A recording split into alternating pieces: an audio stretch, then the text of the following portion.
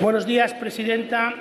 Señorías, comparezco hoy ante ustedes para defender el Real Decreto Ley 13/2022, por el que se establece un nuevo sistema de cotización para los trabajadores por cuenta propia o autónomos.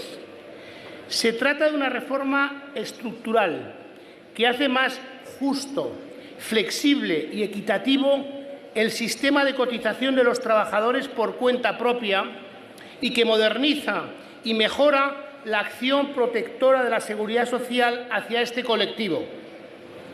El cambio de este modelo hace que las prestaciones se alineen con el esfuerzo contributivo y hacer más equiparable al modelo de protección de los trabajadores por cuenta ajena a los del régimen general.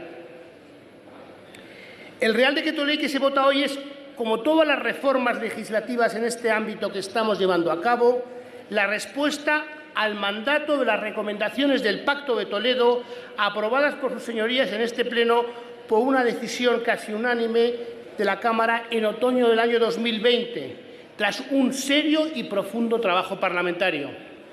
Estas recomendaciones incluyen dos relativas a los trabajadores autónomos, a las que da respuesta esta reforma. Se trata en concreto de la recomendación número 4, que señala la necesidad, y cito literalmente, se promuevan en el marco del diálogo social medidas para aproximar las bases de cotización de los trabajadores autónomos a sus ingresos reales, de forma que no se vean perjudicados los elementos de contributividad y solidaridad en los que se fundamenta el sistema. Y después tenemos la recomendación número 5. Y, de nuevo, literalmente, se insta a los poderes públicos a adecuar en el marco del diálogo social la cotización del régimen especial de trabajadores autónomos, vinculando la cuantía de las cuotas a sus ingresos reales. Estas dos recomendaciones proporcionan una directriz clara y rotunda por la convergencia del régimen de autónomos con el régimen general. Y explícitamente, y creo oportuno remarcarlo, que las reformas deben desarrollarse a través del diálogo social. Este es el mandato que ustedes, señorías, nos dieron. Perdone un momento, señor ministro. Espere un momento, por favor. Perdone que le interrumpa. Entiendo las ganas de hablar, de compartir, de explicar las múltiples experiencias veraniegas, pero, por favor, pido silencio porque es imposible mantener la concentración por parte del orador y mantener la atención por parte de aquellos que queremos escuchar al orador. Les pido silencio, por favor. Gracias.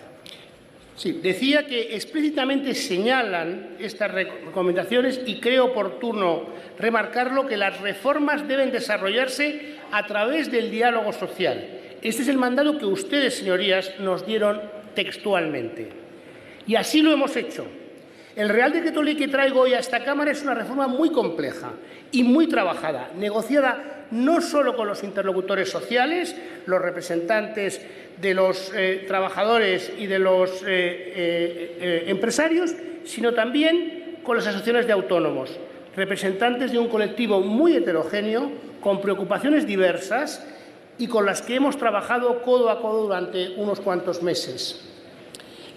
Creo poder decirlo en nombre de todos los que han participado, un éxito colectivo que hayamos encontrado la forma de corregir una situación que afecta a más de 3 millones de trabajadores, esto es, 1 de cada 6 trabajadores de nuestro país.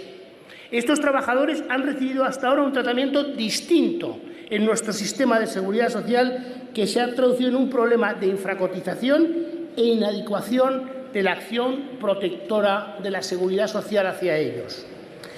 Corregimos, por tanto, estos problemas con una reforma que nace legitimada doblemente por el Pacto de Toledo y por el diálogo social.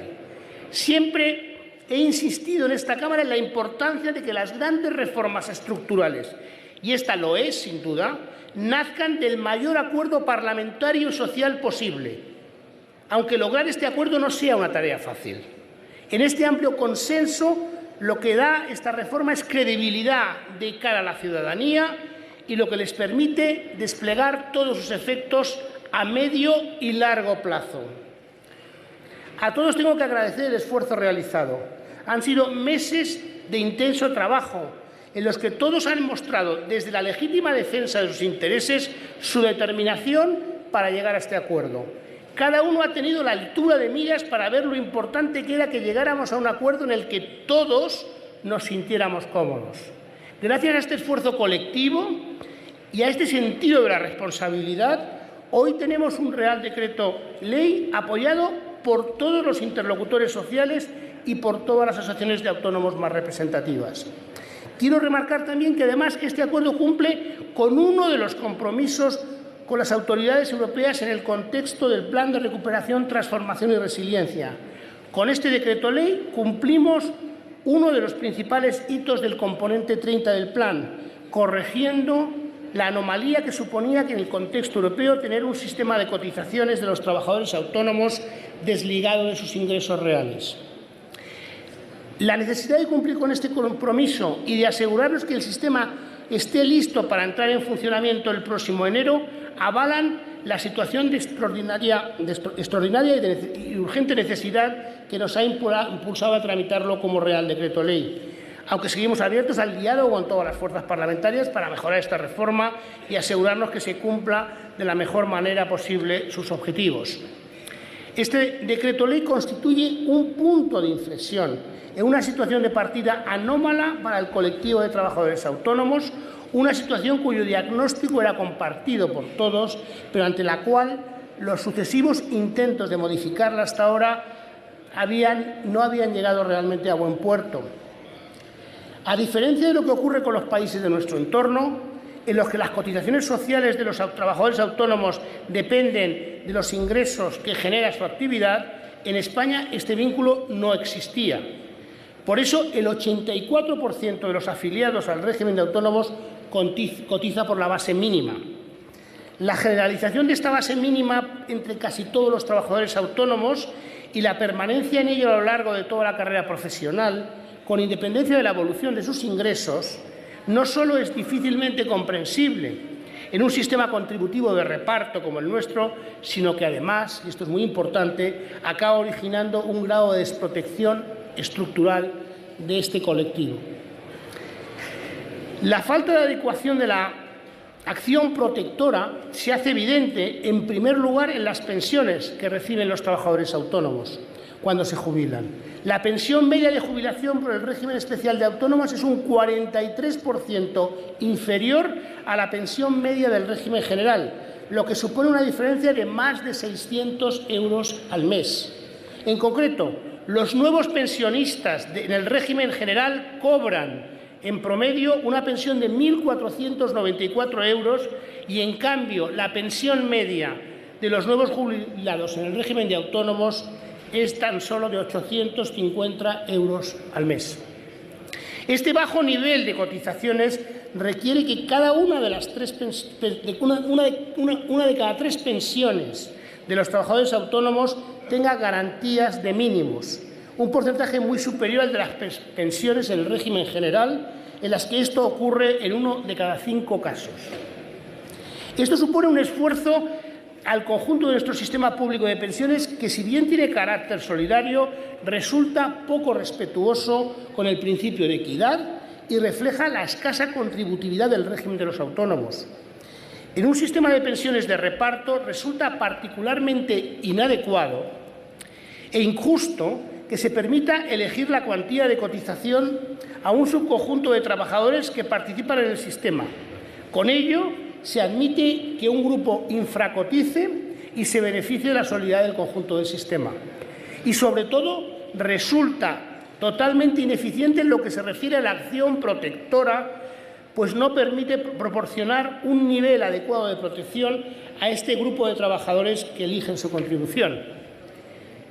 En segundo lugar, la desvinculación entre ingresos y cotizaciones en el régimen especial de trabajadores autónomos genera serios problemas de equidad, ya que favorece la opción por una cuota mínima universal, que es muy alta para estos trabajadores que han de enfrentar periodos de bajos ingresos. Por ello, es preciso movernos hacia un sistema más equitativo, que vincule las cotizaciones con los ingresos y que permita así hacer más livianas las cotizaciones en periodos en los que los trabajadores autónomos atraviesan dificultades o en las que, por diferentes motivos, tienen rendimientos más bajos. Finalmente, los autónomos han enfrentado más obstáculos que otros trabajadores a la hora de acceder a prestaciones al enfrentar determinadas contingencias durante su actividad laboral. En concreto, el enfoque excesivamente restrictivo que regía la prestación por cese, que exigía el cese total y definitivo de la actividad por parte del autónomo para acceder a ella, limitaba la acción protectora de la Seguridad Social hacia este colectivo. Impedía esto, además, que esta prestación sirviera para proteger de manera efectiva al tejido productivo en aquellos momentos de crisis, como vimos durante la crisis financiera. Por eso, el decreto ley cuya convalidación votan ahora incorpora también una importante reforma en la prestación del cese de actividad, para que, a semejanza de los nuevos modelos de protección y flexibilidad interna puestas en marcha para el trabajo por cuenta ajena en la reforma laboral, el empleo autónomo también se beneficie de una cobertura más efectiva y flexible de las diferentes contingencias a las que está expuesto en el desempeño de su actividad. Aunque buena parte del debate en torno a la reforma gira alrededor del despliegue de un nuevo sistema de tramos de cotización, quiero enfatizar que esta reforma es mucho más que eso, Es, como señalaba al principio, una reforma estructural de la relación entre la Seguridad Social y el colectivo de trabajadores autónomos. Con ello nos movemos a un nuevo modelo más ágil, más flexible, más justo y más sostenible de la acción protectora para los trabajadores por cuenta propia, que impulsa de manera decidida la convergencia de regímenes de la Seguridad Social y que simultáneamente trata de manera diferenciada las especificidades que enfrentan los trabajadores autónomos. Bajo mi punto de vista, hay tres elementos que han hecho posible que hayamos logrado un acuerdo sobre este diseño. En primer lugar, quiero destacar los avances en la interoperabilidad entre las bases de datos de las diferentes administraciones públicas y las nuevas herramientas digitales de comunicación directa con los autónomos desarrolladas desde la Tesorería General de la Seguridad Social. Estos avances son claves para la incorporación del concepto de rendimientos netos, una cuestión esencial para la puesta en marcha del sistema de cotización por ingresos reales. Los rendimientos netos se calculan deduciendo de los ingresos todos los gastos producidos en el ejercicio de la actividad y que sean necesarios para la obtención de estos ingresos. Sobre ello se aplica adicionalmente una deducción por gastos genéricos del 7% para los autónomos no societarios y del 3% en el caso de los autónomos societarios. Pues bien, como no puede ser de otra forma, poner en funcionamiento y hacer operativo este concepto de rendimientos netos exige un esfuerzo técnico por parte de la Administración pública en su gestión de la información y en su interacción con los ciudadanos. Hoy en día este esfuerzo es factible gracias al avance en la digitalización de la Administración pública española y gracias también a la disponibilidad de aplicaciones y herramientas que facilitan la interactividad electrónica entre los usuarios de la Seguridad Social y con la agencia tributaria. La colaboración entre distintas unidades administrativas del Estado está siendo clave para establecer mecanismos de transparencia entre datos y protocolos de seguridad que facilitan la interoperabilidad de bases de datos de la Seguridad Social y de la agencia tributaria. En segundo lugar, hemos sido capaces de llegar a este acuerdo también gracias al aprendizaje colectivo que ha supuesto para todos nosotros la experiencia proporcionada por la crisis del COVID y, en menor medida también, la del volcán de Cumbre Vieja en La Palma y de la necesidad de desplegar nuevas políticas ágiles de protección a los autónomos ante la situación económica que han tenido que enfrentar en este periodo. Durante la pandemia, casi 1,5 millones de trabajadores autónomos y quiero remarcar esta cifra, 1,5 millones de trabajadores autónomos llegaron a beneficiarse de estas prestaciones extraordinarias. Como resultado, y a diferencia de crisis pasadas, no solo no se ha destruido empleo autónomo, sino que la recuperación está siendo muy notable. En menos de un año se ha recuperado el nivel previo a la pandemia del empleo de los autónomos y al día de hoy hay 50.000 autónomos más en el régimen propio de la Seguridad Social que antes de la pandemia. Para ponerlo en perspectiva, en la crisis financiera se destruyó 1 de cada 8 empleos de autónomos y más de una década después aún no se había recuperado 1 de cada 3 empleos destruidos durante la crisis. En definitiva, el despliegue de prestaciones extraordinarias hacia el colectivo de autónomos en estos años excepcionales nos ha permitido a todos ver cómo una concepción diferente de esta política puede servir para mejorar la protección de los autónomos, de forma paralela a cómo se ha hecho con los trabajadores del régimen general en la reforma laboral, y facilitar la reactivación económica tras episodios de crisis. Pues bien, señorías, ese es otro de los logros de este Real Decreto. Se amplían las modalidades del cese de actividad para adaptarse a un amplio número de tipologías y se hace compatible además con el cese parcial de la actividad. Esto es, no es preciso ya el cierre total del negocio para acceder a esta prestación. También se incorporan para los trabajadores autónomos los mecanismos red cíclicos y sectoriales, como se han incorporado en la reforma laboral para los trabajadores del régimen general, lo que permite que los autónomos estén también protegidos ante una desfavorable coyuntura económica o ante cambios estructurales que requieran al autónomo una recualificación para transformar o modernizar su negocio.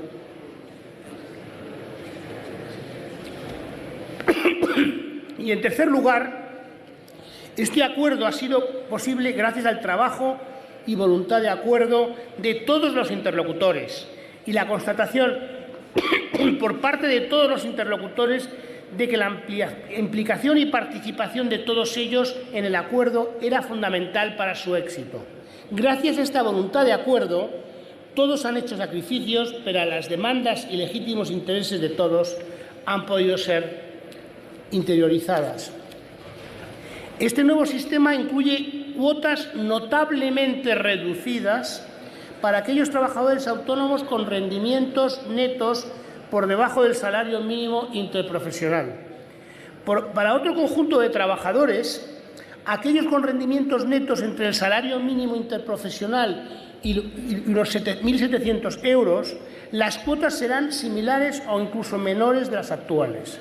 Esto supone que 1 de cada 2 trabajadores autónomos tendrá acceso a una cuota menor que la que paga actualmente. Esta reducción puede llegar a ser de hasta el 30% respecto a las cuotas actuales, lo que supone unos 1.000 euros al año. En conjunto, 3 de cada 4 trabajadores autónomos van a cotizar menos o igual que ahora. Pero es que además esta reforma favorece fundamentalmente a algunos colectivos como las mujeres o los jóvenes. 7 de cada 10 mujeres que trabajan como autónomas tienen rendimientos netos inferiores al salario mínimo. Y lo mismo ocurre con los trabajadores autónomos menores de 30 años. 3 de cada 4 tienen rendimientos inferiores al salario mínimo y, por tanto, van a tener acceso a cuotas más bajas. Este es un elemento central, reflejo de la flexibilidad del nuevo sistema, que se adapta a la situación de ingresos de las personas en las distintas fases de su actividad o en las diferentes circunstancias de su negocio. De esta forma, ayuda, por ejemplo, a las personas jóvenes cuando precisamente más lo necesitan, en las primeras fases del desarrollo de su actividad, y les permite una mejora en el acceso a las prestaciones a medida que crezcan sus rendimientos. Con estos objetivos se actualiza también el diseño de la cuota reducida para aquellos autónomos que inician su actividad, corrigiendo algunas debilidades ya detectadas aplicadas en el modelo anterior y focalizando las ayudas en el segundo año en aquellos nuevos emprendedores que todavía necesiten la ayuda por sus bajos ingresos. Son cambios que van a afectar a más de 3 millones de trabajadores de nuestro país, lo que supondrá un reto para la seguridad social, pero también supondrá un proceso de adaptación y aprendizaje para todo el colectivo de trabajadores autónomos. Por ello, y aunque en algunos casos el impacto económico sea mínimo, esta modernización del régimen de cotización para autónomos se va a implementar de forma gradual, para dar tiempo a este colectivo a adaptarse al nuevo sistema en el que las cotizaciones dependerán de sus rendimientos netos. En conjunto, se trata de una reforma profunda, muy sustantiva, que implicará mejoras visibles e inmediatas a los trabajadores autónomos, pero que sobre todo supondrá un antes y un después en su relación con la seguridad social. Es un punto de inflexión que permitirá no solo mejorar la acción protectora sobre este colectivo de trabajadores, sino también lo hará, y me parece fundamental, porque aumentará la equidad del sistema, su flexibilidad y su sostenibilidad. Y sobre todo es una reforma que da estabilidad, que está sentada en el consenso y en el diálogo, en las recomendaciones que emergieron de esta Cámara y en el acuerdo con los interlocutores sociales y los representantes de los trabajadores autónomos. Creo, señoría, que debemos felicitarnos por el trabajo realizado y me ratifico en agradecer las contribuciones de todos los que lo han hecho posible, contribuciones que pueden continuar en el trámite de este decreto ley como ley en esta Cámara. Muchas gracias. Muchas gracias.